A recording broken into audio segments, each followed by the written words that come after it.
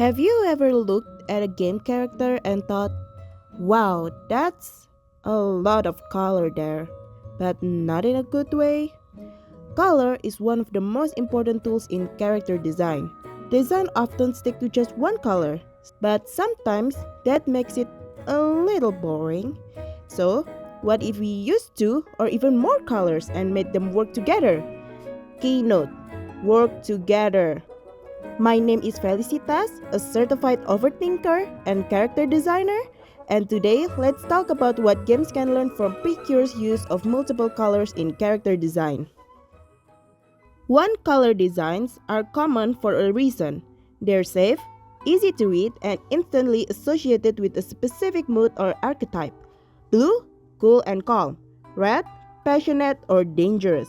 Black, mysterious and edgy. A character dominated by one color is also recognizable and iconic, even from a distance or in a fast-paced scene. Think of Mario's red, SpongeBob yellow, Sonic's blue, or Link's green. It communicates personality, power, and even narrative. That's why many designers stick with a single color approach in designing their character. But it gets boring. So what if we add more colors to spice things up? Well, that's where things get tricky. Some video game characters try using multiple colors, and the result is, let's say, questionable. One of the infamous examples is the main character from Fire Emblem Engage. Now, what is Fire Emblem Engage? Fire Emblem Engage is the 17th installment in the Fire Emblem series, released on January 20, 2023 for the Nintendo Switch. Earlier, the protagonist of Fire Emblem Engage caught the player's attention when they are shown to the player.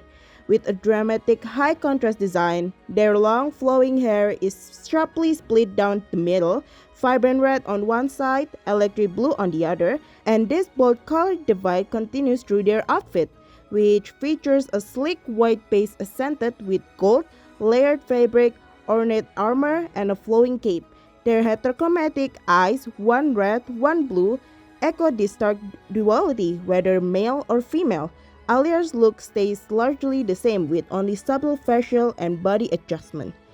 It's bold, sure, but is it cohesive? Not really.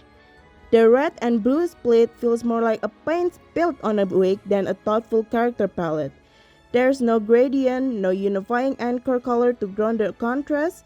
Instead of telling a visual story, the design clashes. Eye-catching? Absolutely.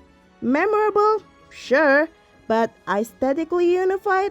Not quite. Just loud blocks of contrast fighting for attention instead of telling a story.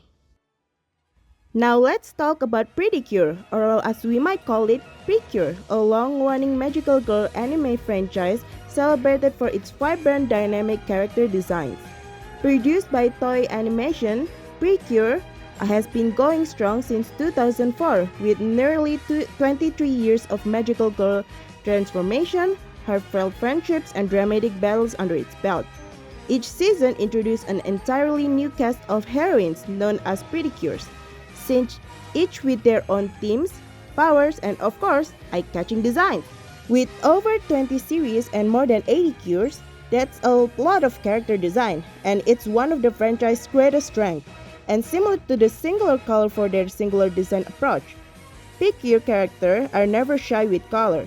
However, after their 10th year and their 11th installment, it shows how they become more experimental with their character and start introducing some character design with two or more color in a single design. But here's the magic. It works! Why? Well, let's see where this magical girl design did better compared to the high-budget games. Take Cure Felice, a cure that also shared the same name as me, coincidentally. For example, her main colors, green and pink. Sounds like an odd pairing on